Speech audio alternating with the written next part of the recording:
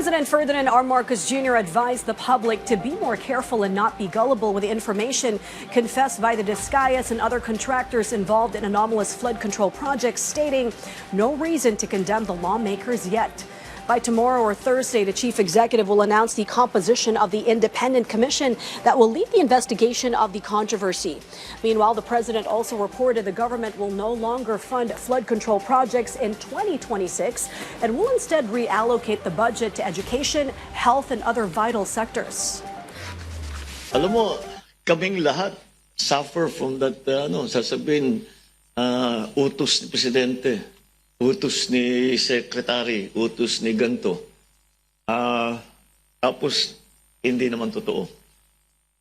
Kaya, we'll have to look. People have to be more careful. At wag silang masyadong gullible. Name dropping is not a crime. But what is a crime is that you use the name of somebody else para magnakaw.